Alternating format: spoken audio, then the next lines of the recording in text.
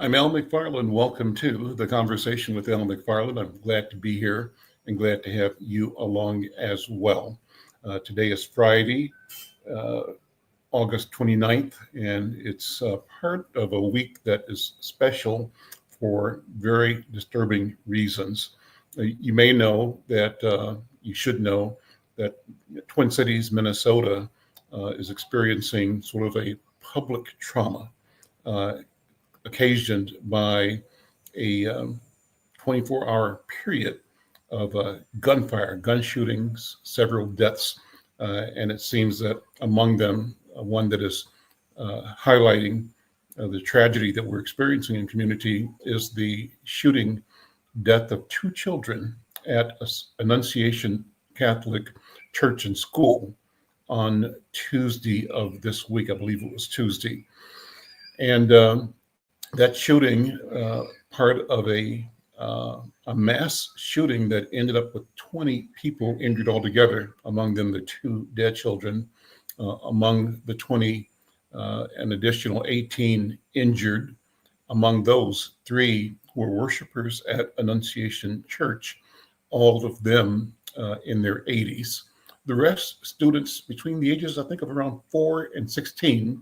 Annunciation Catholic School is a pre-K to eighth grade school in South Minneapolis. We want to talk about that today. In fact, let me pull up on the screen the Insight News coverage, show that. And I'm going to actually begin the program by reading some of the story that I put together, that I wrote about this event. And we'll sort of show you the images on the screen as I read this story. The headline, as you can see, heartbroken by senseless shooting, and it says, the subhead, that the shooter kills two, injures 17. As it turns out, we know now that the injuries are of actually more than 17, but 18 injured. So let me pull this story up and share with you what I wrote. I wrote that a lone gunman Wednesday on August 27th killed two children ages 8 and 10 and injured 17, now we know it's 18, others at Annunciation Church and Catholic School in South Minneapolis during an all-school mass for the school's pre-K through eighth grade students. The 18 injured students included 3 adult parishioners, all in their 80s, and 15 additional children who were attending a back-to-school mass, which was scheduled to begin at 8:15 a.m. on Wednesday. Wednesday is the date of this activity. Police received reports of an active shooter at around 8:40 a.m. The assailant fired into the church through a window, injuring the children and adults who sat in prayer. The shooter is identified as Robin Westman, age 23. He committed suicide after this violent rampage. He was armed with a rifle, a shotgun, and a pistol, authorities said. Westman himself had graduated from Annunciation in 2017 at the age of 15 as an eighth grader. According to the school's yearbook, Westman's mother, Mary Grace Westman, had worked at Annunciation as an administrative assistant in the business office for 5 years before she retired from that job in 2021. Robin Westman, officials said, was named Robert Westman at birth. In 2019, his mother, Mary Grace Westman, filed a court document to legally change their name to Robin. Minneapolis Mayor Jacob Frey, in an emotional press conference, said, as a word of caution, let me be clear, those who are using this tragedy as an excuse to villainize our trans community or any community have lost sight of our shared humanity. We should not be operating out of a place of hate for anyone. We should be operating from a place of love for our kids. Minnesota Governor Tim Walz ordered all United States and Minnesota flags to fly at half-staff at all state buildings in the state of Minnesota in honor of the lives lost to gun violence at Annunciation Catholic School. The governor said Minnesota is heartbroken by the senseless shootings that took place this morning. I'm praying for our kids, teachers whose first week of school was marred by this horrific act of violence, to the officers and first responders, the clergy and teachers providing comfort, and hospital staff saving lives. Thank you. We will get through this together. Mayor Frey, in the press conference, said, you cannot put into words the situation. He said, don't just say it's about thoughts and prayers. These kids were literally praying. These kids who should have been learning with their friends, they should be playing on the playground. They should be able to go to school or church in peace. He said what happened at Annunciation Catholic Church today was an unspeakable act of evil. All of our kids should be able to go to school or church without fear of gun violence. As a father of two, I can only begin to imagine the grief and anguish these families are experiencing right now. Those are the words of Minneapolis Mayor Jacob Frey. U.S. Senator Tina Smith said this is the most horrific nightmare imaginable to the parents who dropped their children off at the first week back to school. My heart is breaking for my beloved Minneapolis. And then Democratic National Committee Chair Ken Martin, who's in Minneapolis for the DNC summer meeting, said, this is the first week of school for students at Annunciation. These families woke up this morning to celebrate milestones in their children's lives. Milestones like the first week of kindergarten. We are heartbroken. This is a tragic day for our city. It's a tragic day for Minnesotans. On the heels of a tragic year where we already lost our dear friends, Melissa and Mark Hortman, Melissa Hortman, a state senator, killed by a gunman earlier this year. And he said it's unacceptable. It's far too commonplace in our nation, far too commonplace. So this incident follows additional fading shootings within the past 24-hour period. A city council member, Jason Chavez of Ninth Ward, said that there was a shooting on Tuesday that killed one person and injured 7 others at 29th and Clinton Avenue South near Crystal Ray Jesuit High School. And turning his attention to the shooting at Annunciation, he said our entire community is mourning right now. He said these weapons and acts of violence have no place in Minneapolis or anywhere. His heart goes out, he said, to children, families, educators, community members who were heavily impacted by it. I'm committed to coming together with all levels of government to address this. The lives of our future generations depend on it. Well, the article goes on. You can see that in the upcoming Monday edition of Insight News. And it's all over media here in Minnesota, obviously over media around the country, and it's an important issue. I want to stop there and bring in one of my colleagues and friends. We call this show on Friday the Healing Circle, and it features our colleagues, the leaders over at the African American Child Wellness Institute, and among them, Dr. Oliver Williams, who's a noted person in the arena of mental health and wellness, and also family violence. Dr. Williams, good afternoon. Good to see you again. It's been a minute, but what a tragic, unfortunate way to have to come back. But it's important that we have this discussion. And I wanted to ask you, what do you do? What do you think? What do you say to people from your perspective as an educator and as a person who has studied the impact and the occurrence of violence in families and in community? Well, among the things that I think, Al, is that there are different types and brands of violence, but I think different personalities that are challenged by, what we're seeing. One of the things that I thought about is places that people who are affected by this, that mean people that are perpetrating this violence. We've got to find a way to reach out to them before it happens. And, there's some people who you may not be able to reach, but there may be some people who can. For me, one of the things that I think about with people who use violence is that there's some similarities in what moves them to try to be harmful. You know, some lack of um, connectedness, maybe, to people and sources of support, and also maybe there's something that's affecting the way that they're thinking about things. I'm not sure that they know where to go or encouraged to find help if they're in places or around people in situations that don't encourage it. So, I was listening to the Today Show yesterday, and things that they were talking about was the fact that there are characteristics that you can pick up in terms of looking at people that do these types of things. But the question is, how do you use that and try to create something that influences people's choices of behavior?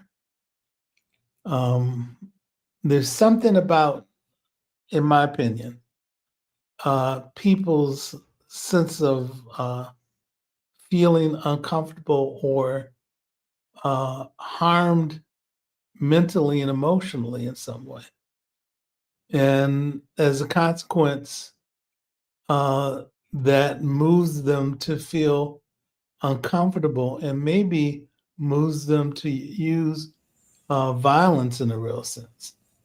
But the question is, and another thing I look at is the age of the onset of these behaviors. Hmm. So this young man was 23. I don't know a whole lot about him. I know his mother used to work at the school and left, or I guess retired. Uh, and I know that he has some questions in terms of his own uh, beliefs about his gender. But those may be among the things that cause some discomfort. But I think that there may be some other things that are going on. You know, when I've seen people who use violence, a lot of times there's a sense of inadequacy, where they feel angry and frustrated about things Hmm. and they don't know how to handle it. When a person's a young person, and then again, this young man was 23. 23. Yeah.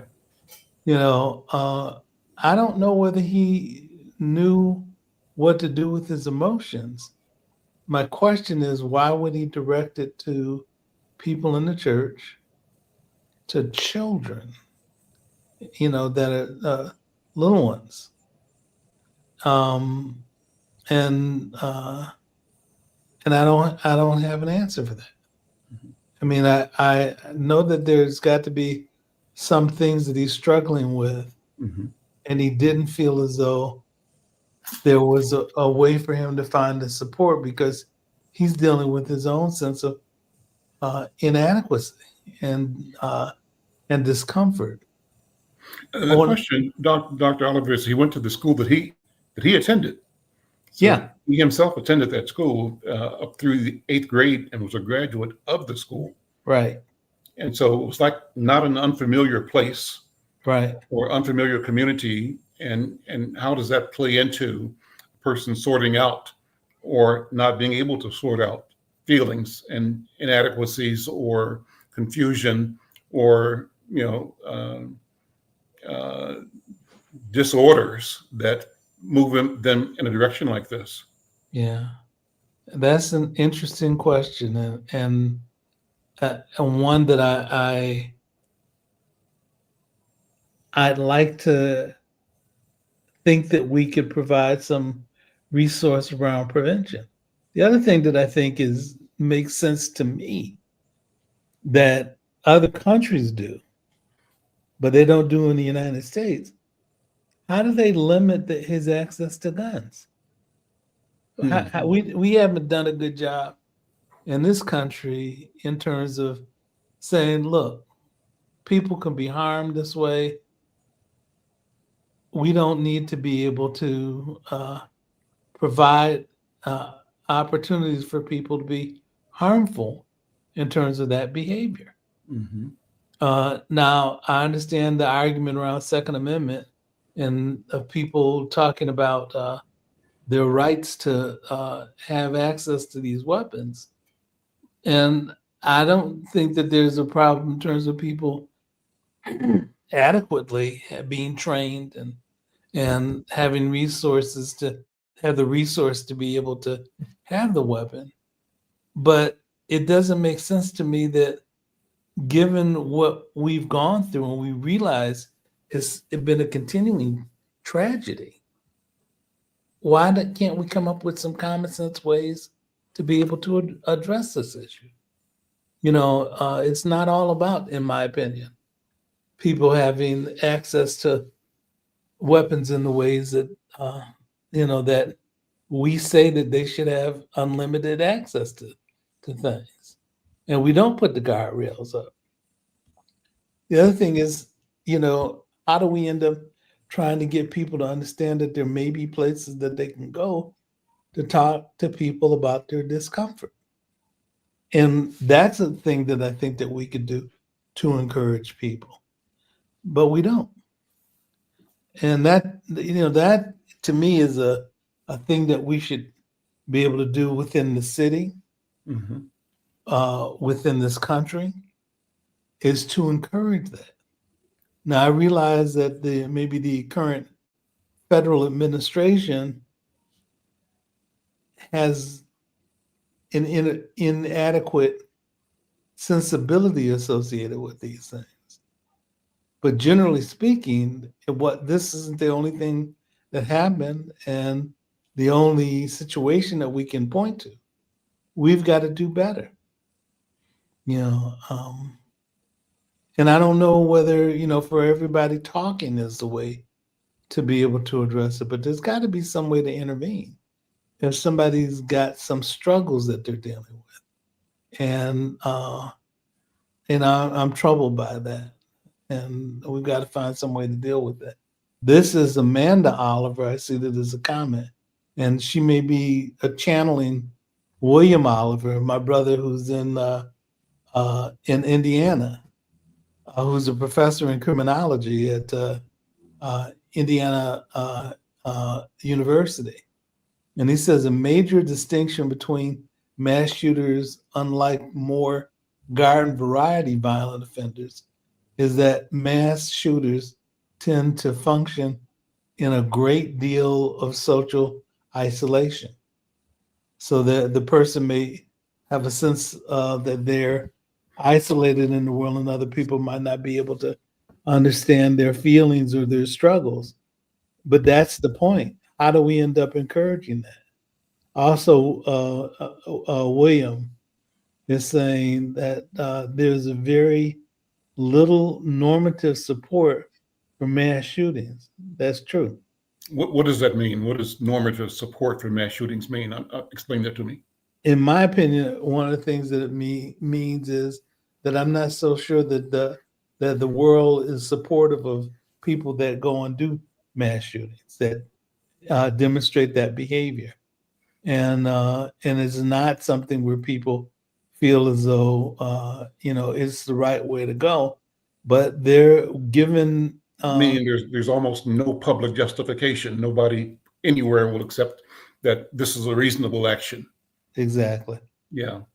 yeah, and I think that's a true thing, but I also think that what we can do is encourage people who have some underlying struggle that they're dealing with. And sometimes people use violence as a way to be able to not just retaliate, but I think also show some um, level of uh, uh, power because they don't feel a sense of power. They feel as though they've got to find some way to be able to respond.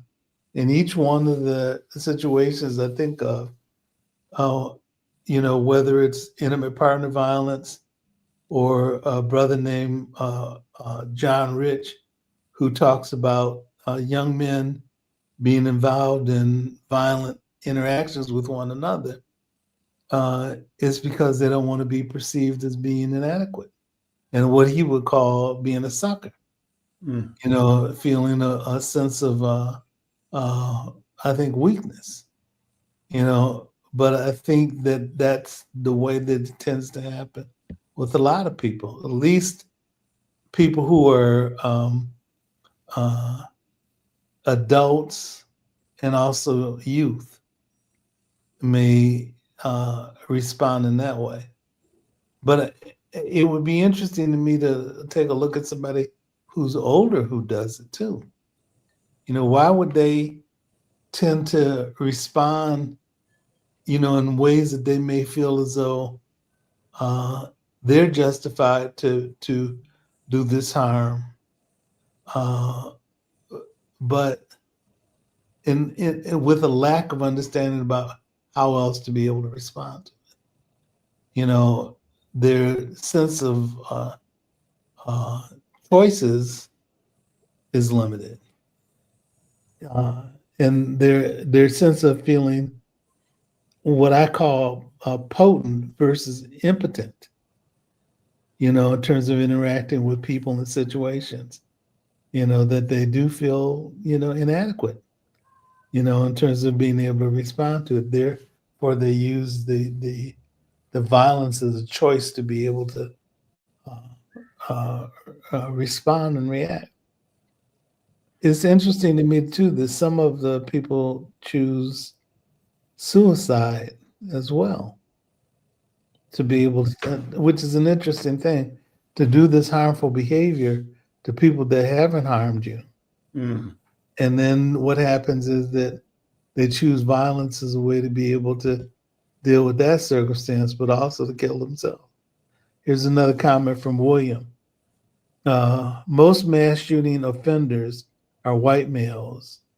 What we don't know is why is it that black men rarely commit acts of school violence or mass shootings in public settings. That is interesting to me too. Mhm. You know, it is interesting to me too. So, What do you think the impact of this tragedy is on ordinary people, on families, on communities? How do parents, for example, in families, talk about this to their children who are in school? How do parents feel?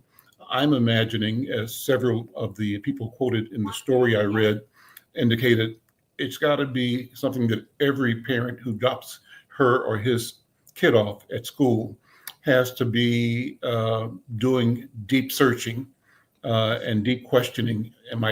Is my child going to be safe? And my yeah, child deserves to be safe in school.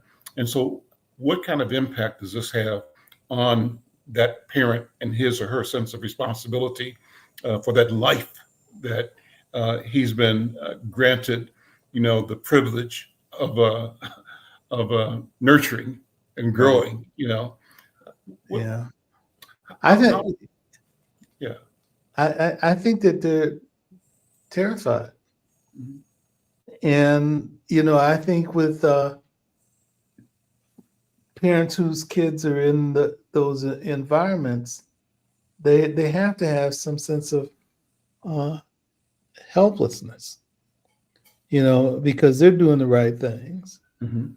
in terms of nurturing and caring for and wanting their kids to live a life of freedom and growth and play, but not everybody comes from a healthy family.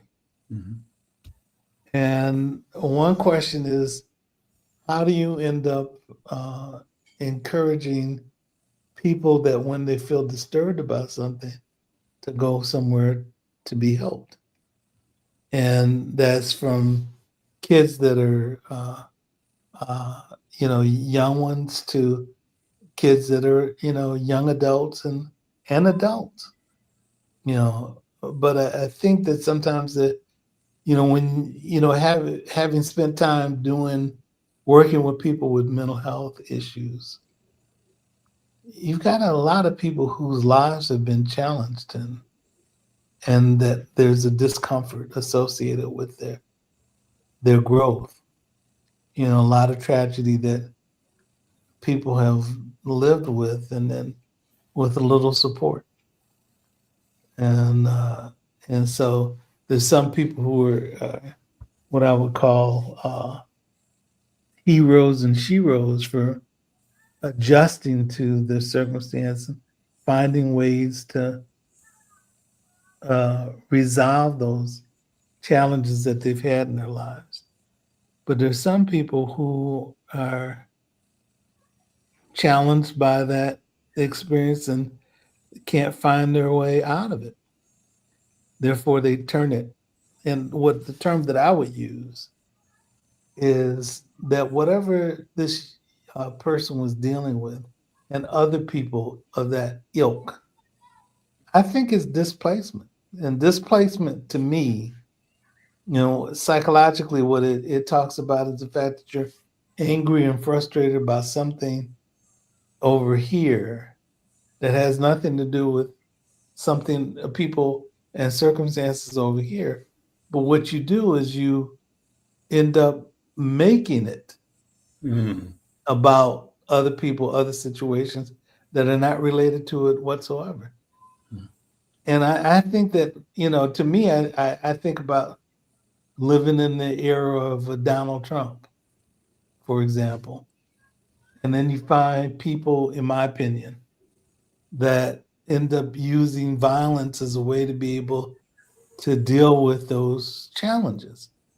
Sometimes it's family challenges. It's not an excuse or a rationale to justify it. But I think that sometimes what people do, if they can't deal with the situation directly, something or someone is going to deal with the consequence about how they feel, because they don't feel powerful enough to be able to address this issue straight on. So that's what I think. Here's another comment from William. In urban communities that experience high rates of community violence, murder, aggravated assault, and robbery, the research indicates that residents experience high rates of PTSD.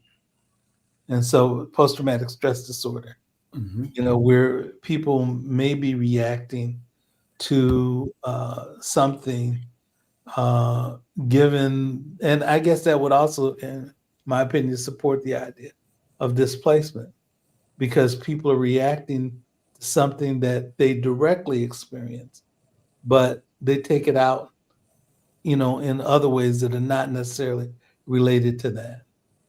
And so that's a comment that William came up with, and he would know. Yeah, Mhm. Mhm.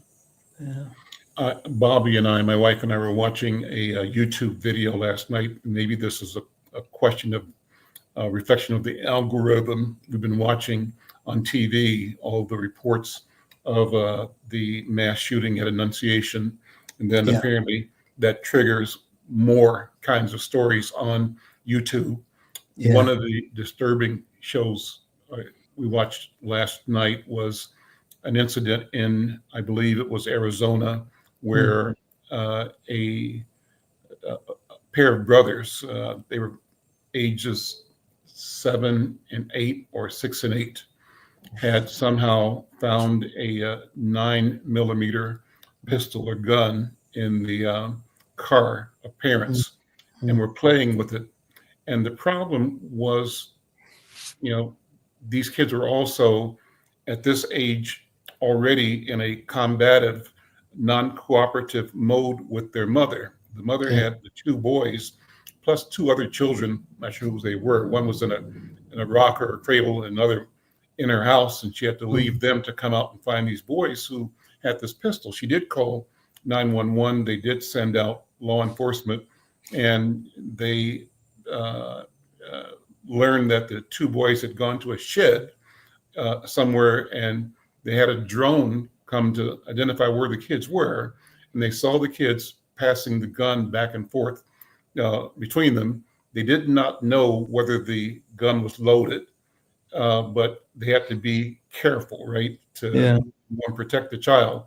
And Mhm. so it went on and on. And as it turned out, the story said that this wasn't the first time that law enforcement had come to this community, to this house, that there had been X number of incidents involving abuse of children by an adult male in the house who wasn't there at this time. He'd been already arrested for something else, Yeah. and other situations that involved chemical use and abuse, etc. Long story short, uh, the law enforcement officials there were obligated to try to remove the gun safety from the children for the children's safety and for the safety of the community. Right. And they were able to do it. But as I watch this, I'm reflecting on what's happening out here at Annunciation.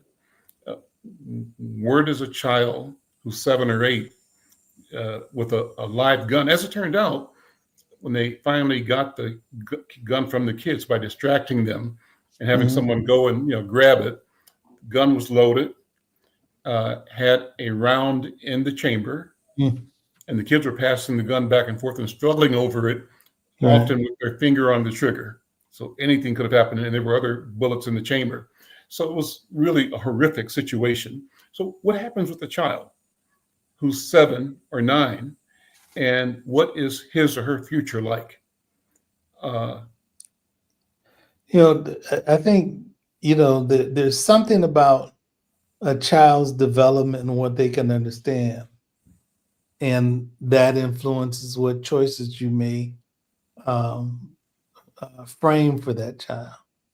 And some children, depending on what they were exposed to, if they had an environment that they grew up in that was more favorable with less stress in it, maybe that child would do okay.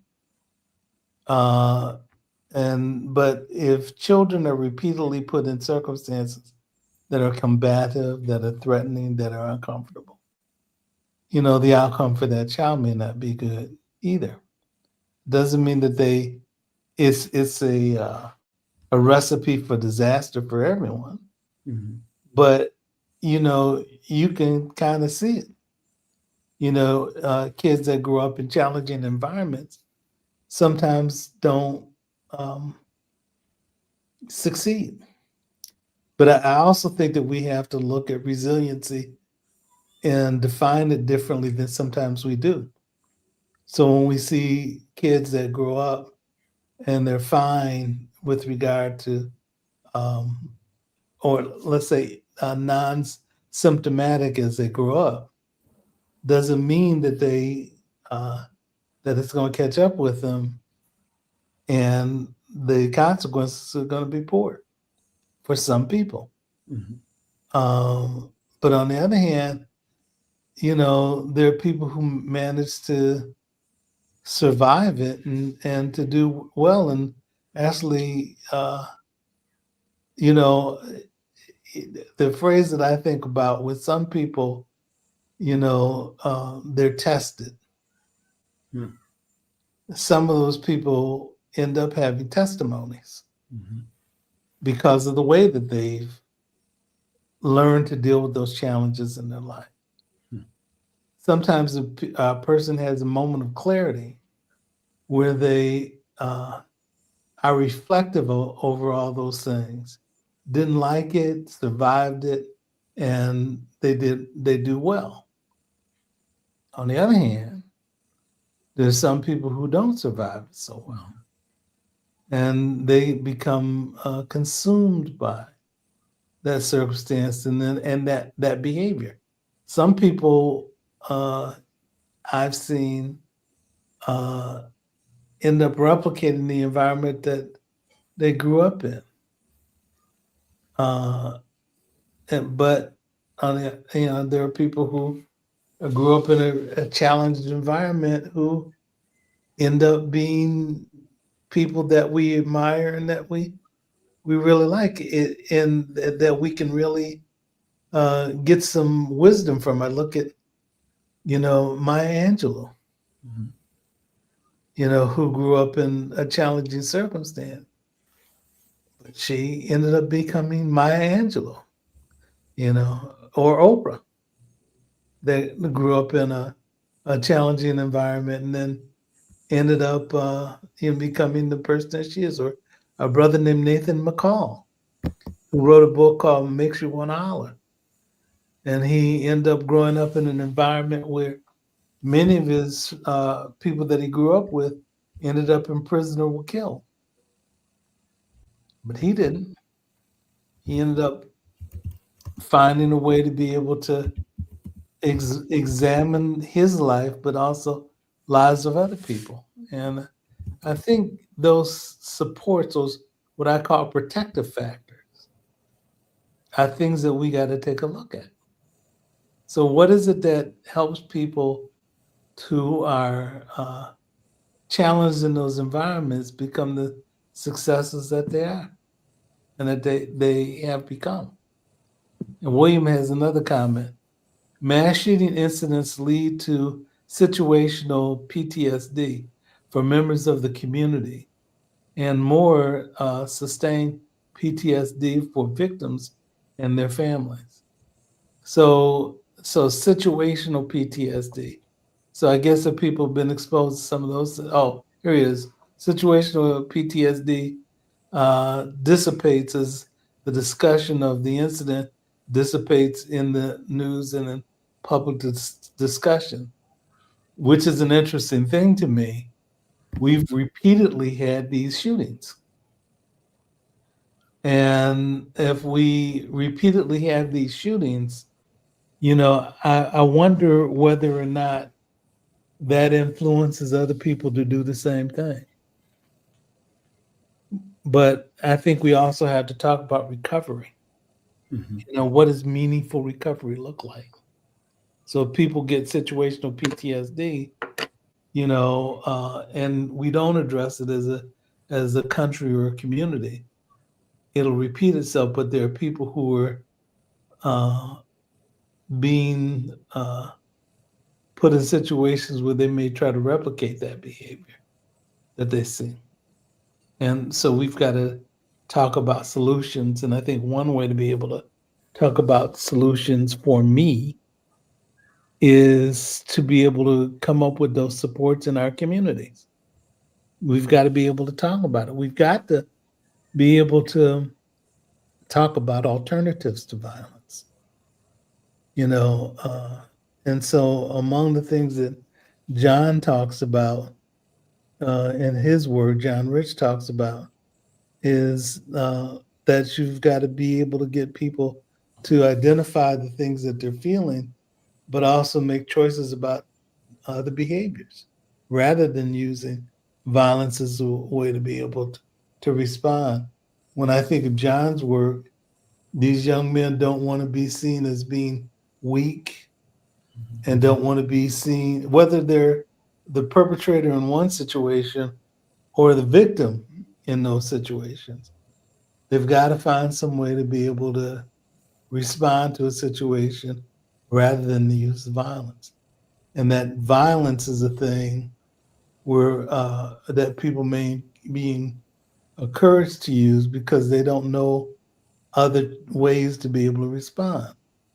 And for some people, because they didn't learn those things, and they end up using violence as a way to be able to address their feelings, uh, you know, uh, that's going to be the behavior that they use, and then they reflect on it after they're either in a situation where they end up going to prison or worse, uh, or that they kill themselves and never have a chance to be able to reflect over it. And I think that's the thing about young people, versus dealing with older people. Younger people may, unless there's some other challenging circumstances in their life where they're not going to be able to resolve, and they've got these mental health issues that are going to stay with them, the rest of their life.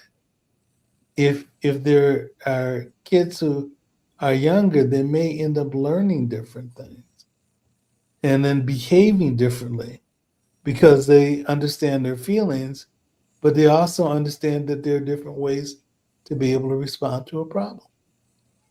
Older people sometimes are locked and loaded, and that sometimes when I was talking about, the way that we talk about resilience is that some people are locked in and then they push their feelings down as a way to be able to respond to a problem. Hmm. Eventually, it's going to catch up with them. Hmm. And somebody says one thing in one way, and then they people end up reacting or having what a friend of mine writes the term reactance, reacts to a situation that is a consequence of all those things that they managed to push down. People have got to learn different choices about how to respond to situations and problems, but we've got to be able to encourage people to look for those things. And I think one of the ways to deal with it is for our community to have those conversations, and then to be able to identify what those resources are that can help to reduce the problem in terms of behaviors. You know, Would so you go Yeah, ahead. yeah. Would you take a minute, Dr. Williams, to talk about your pioneering work on Mm, Black uh, family abuse and yeah. how this conversation ties into that or not? But talk about broadly the question of violence in Black families and what you've done, and sort of laying out the vast experience and knowledge that you bring into this discussion. Number one, and then as you describe situations that involve individuals, my question is, can those situations be interpolated or extrapolated to also describe the character or the body of a community? And is the solution that's tailored to address the challenges of an individual, is it a solution that also has an exponential character that applies to uh, an aggregate body of people that you call community? I And I think think you're that saying that because you're talking about how do we educate the entire community to right. be resilient, responsive, and emotionally intact and That's peaceful. But go ahead. Yeah. I think one of the things that we have done as a community historically is turn to ourselves because we didn't have any place else to go. Whether we did it through church or whether we did it through the ways that we interacted with family, you know in many ways that's a positive thing. Not everybody had the connection or had the wisdom to be able to do that, Mhm. but a lot of us did. You hear it through, at least for me, hearing through the stories of my family, things that my dad went through, and how he grew up and how he managed to, survive doing what he did. I hear it when I talk to Elizabeth in South Africa. I remember when I was in South Africa, I'd visit with her father, and her father talked about growing up in apartheid. And what she does is she developed a program called Men Affirming Dignity because she admired what her father did as a choice to either respond in violence or choose another path, to not be violent in the family. So he didn't place what was happening to him in his world. He didn't take it out on his children. Hmm. Didn't take it out on his wife.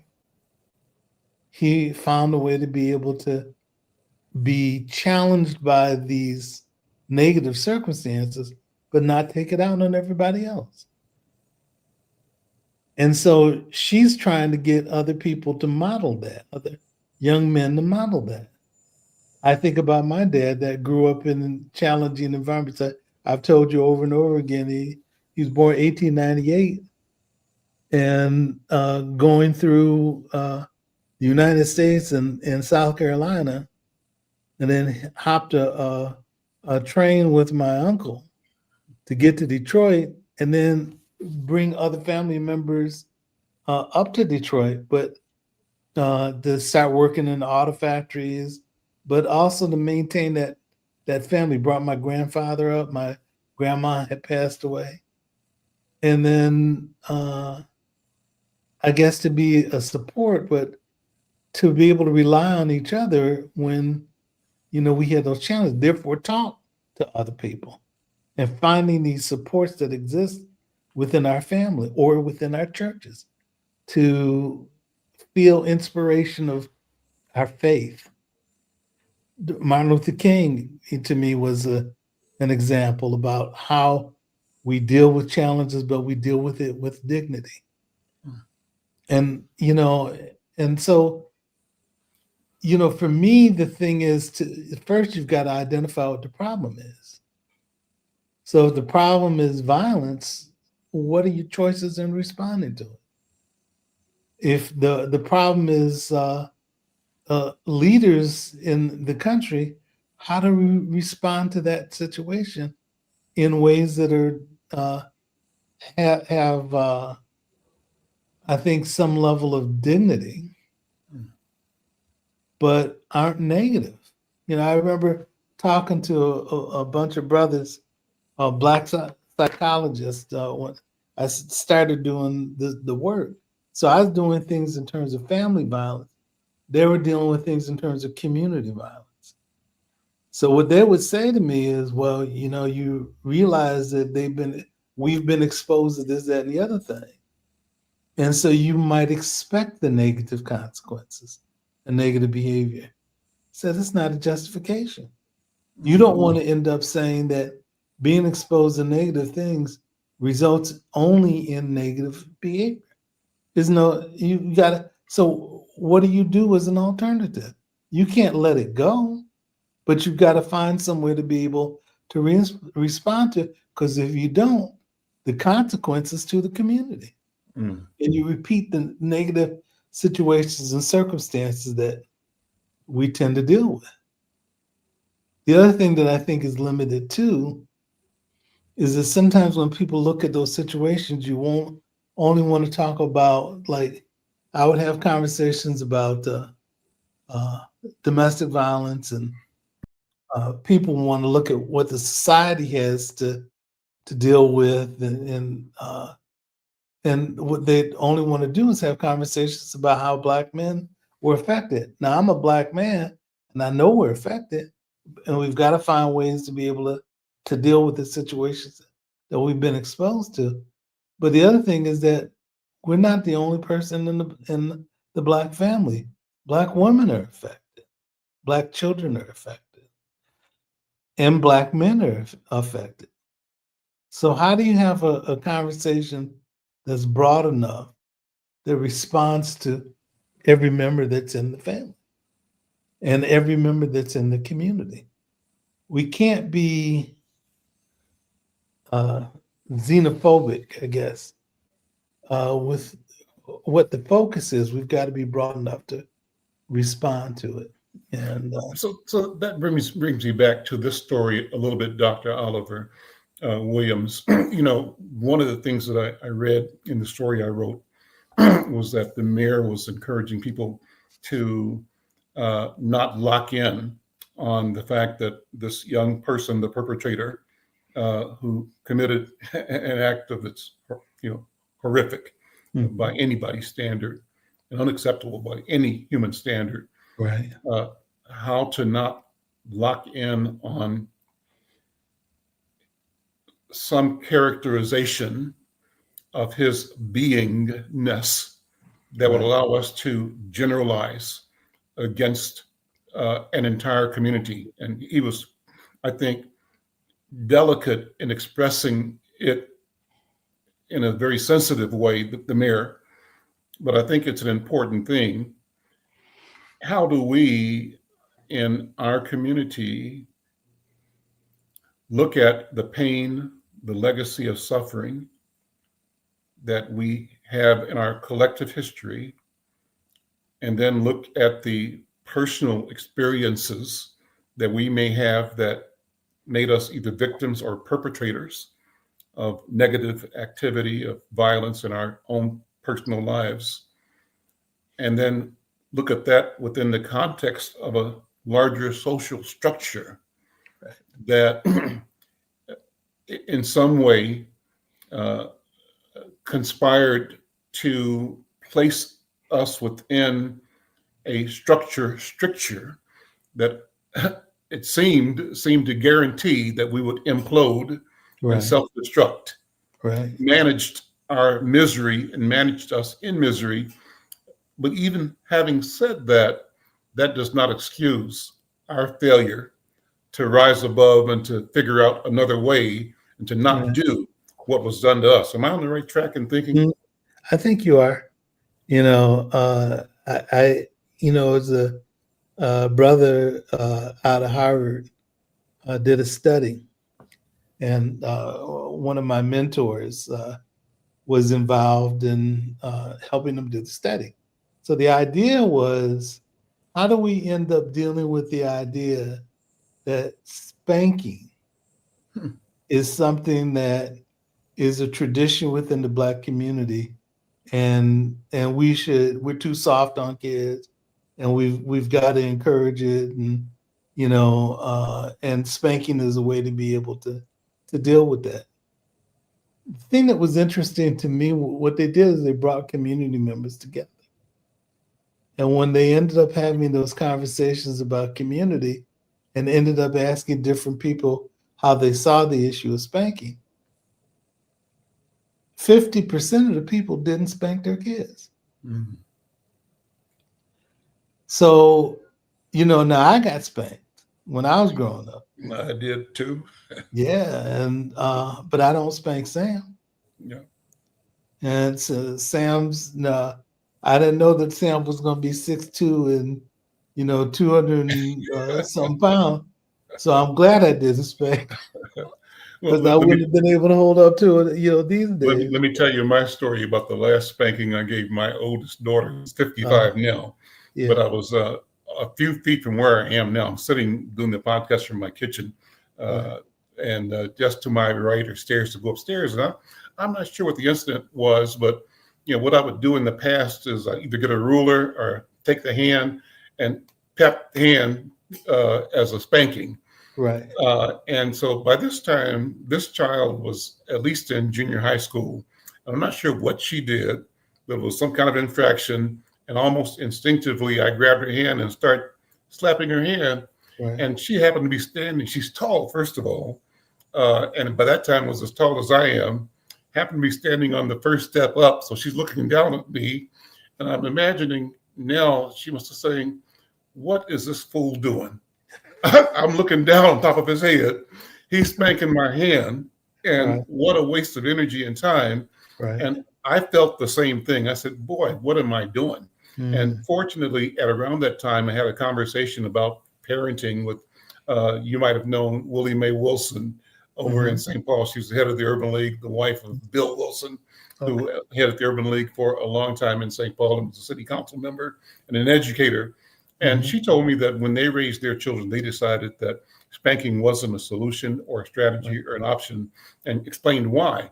And once she explained that to me about spanking's capacity simply to pass on mindless violence from a parent to a child, or from a powerful person to a less powerful person, it Right. was like a light bulb going off in my Right. head, and I stopped.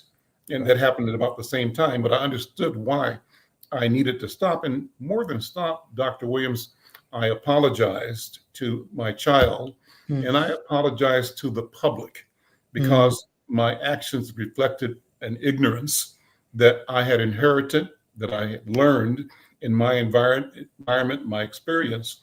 But I was so glad that she educated me and that I had the good sense to understand that I was being very, stupid, And so, yeah. um, how do we retool and retrain our community, our culture, so that we have a different understanding and we are aware that we can do things differently that don't involve and that don't encourage, that in fact encourage solution making that is based on the principle of life giving, of affirmation, and of peacemaking, and of enriching the life and opportunity and decision making of everybody in the Right. community, in the family. What do you think?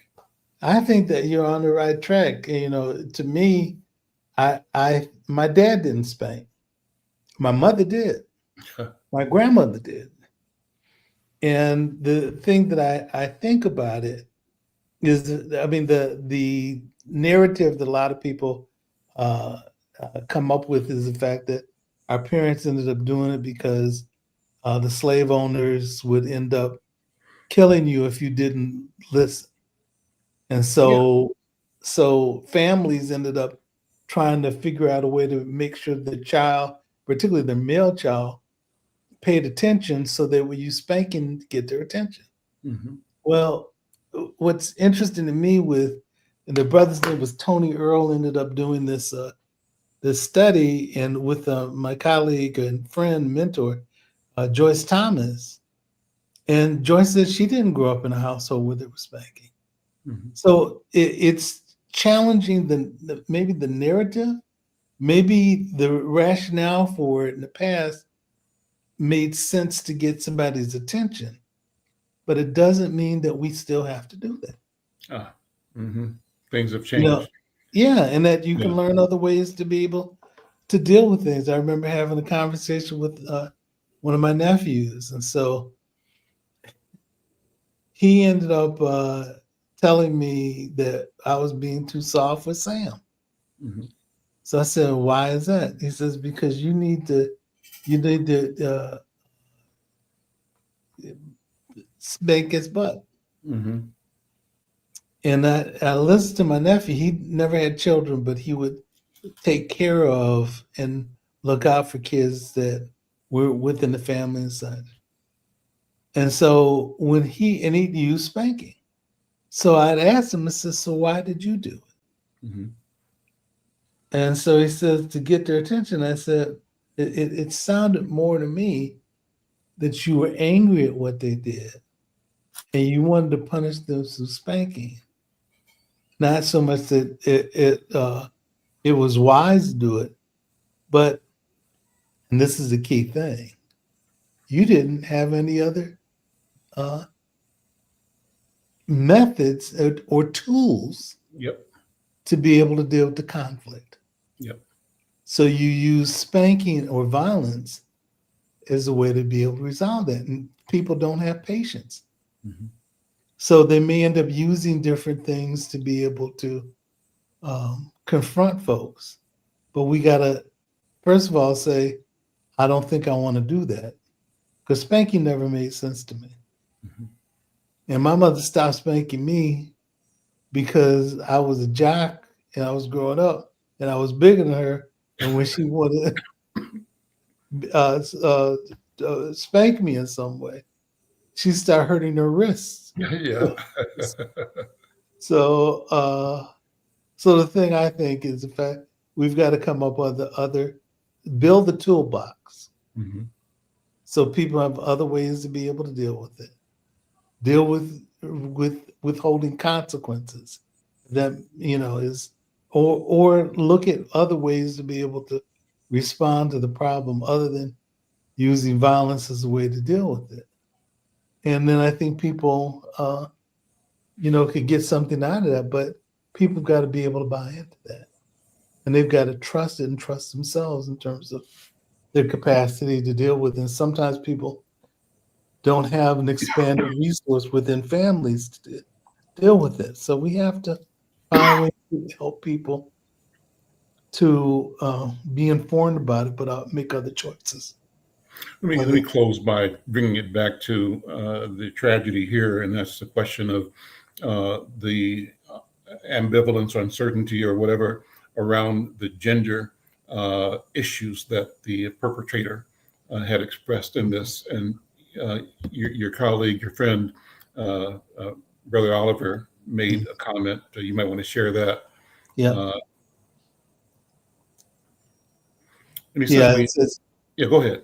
we need more research on how transgender identity and experience is associated with social isolation, that for some may lead to anger and violence. Mhm. And And I was listening to some show again on TV yesterday, mhm, and it was a show with people that were either in the trans community, and what they were saying, two people, uh, they were saying is that, and they were both black, African American, and they were mhm, saying that uh, from their experience, what the overall society does to marginalize and denigrate black people, that from within our community we operate the same way against transgender and or gay queer people in our community.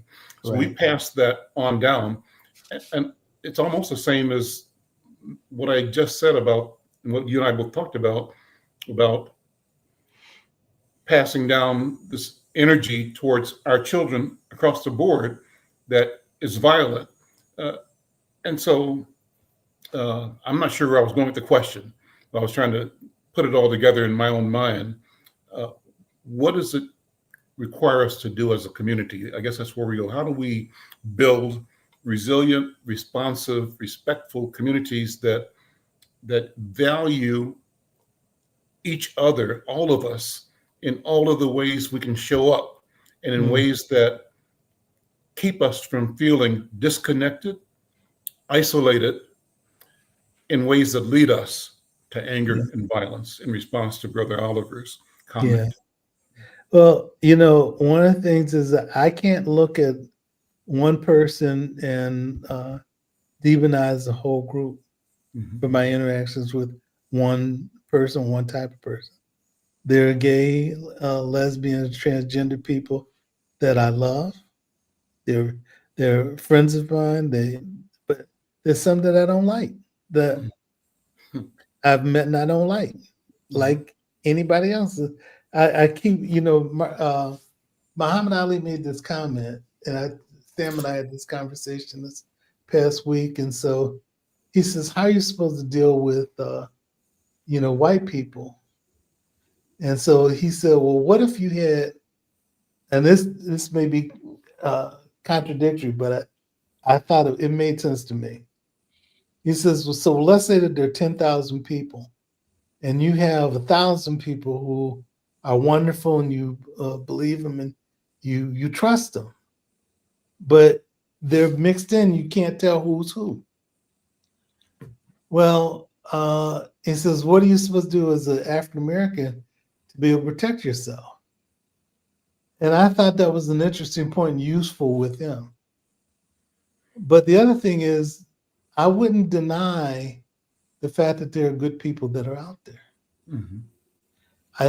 One thing that I think about when I think of African Americans and the civil rights movement, and being from Detroit, this woman named Viola Liuzzo, Mhm. who, you know who she is, right? Yes, go ahead. And so she's a white woman that bought into the civil rights movement and went to try to march with black folks, Mhm. and she got killed. Yep. Or the two black young men and the two Cheney, white Cheney, young men. Goodman, and Swerner, I think. Yeah. Exactly. Mhm.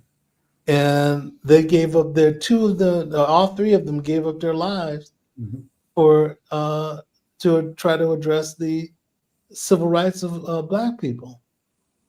And I can't paint one color for everybody. I have to look at them individually and Mhm. judge them, uh, in terms of my interactions with them. And I think that Martin Luther King made the comment about looking at the content Mhm. of your character, Mhm. and I think about that with people. So this young man happened to be struggling with his identity in terms of gender, but I can't point to that and say that's everybody. Right. So you have to value what you see in front of you, and not everybody's that way. We I was trying to do this study looking at domestic violence and looking at faith communities. So one of the things that Elizabeth does in South Africa, she works with 9 different faiths to try to talk about the issue of violence. When I was tried to develop this questionnaire that we could send to churches in the Twin Cities, but I couldn't not uh, I couldn't exclude the GLBT community that has a church based in the Twin Cities too, as well as looking at Islam and looking at Christianity. And I realize that people may have their differences in terms of faith. I realize that the issues that people are dealing with exists. I can't do like Trump does and ends up saying that he's going to blanketly disavow anybody unless they're white Christian nationalists, basically. Can't do that. And God is going to figure it out and has figured it out, in my opinion. But I'll find out what God thinks, when I leave this world. But up until then, I have to learn how to love everybody. That's right. And I can't exclude people or be harmful to people who are not trying to be harmful to me. They're just trying to live their life. And that's what I think about with people and the reasons why we should love everybody. First of all, God tells us to do that. But the other thing for me is the fact that I think people are trying to live their life like, as a Black man, I'm trying to live my life. And I don't need people to put roadblocks in my way. I need to be loving and caring to everyone, because that's what I thought we were supposed to be taught in terms of our faith perspective. I can't understand why people would pray for this guy as Trump when it seems like he's not trying to live by what the Bible tells us to do, or faith traditions encourage us to consider. That's right. And so I don't think I could look at that issue and look at people who have particular struggle and then blame everybody for that. I can't understand what we're killing people in Gaza. I don't get that. There we go.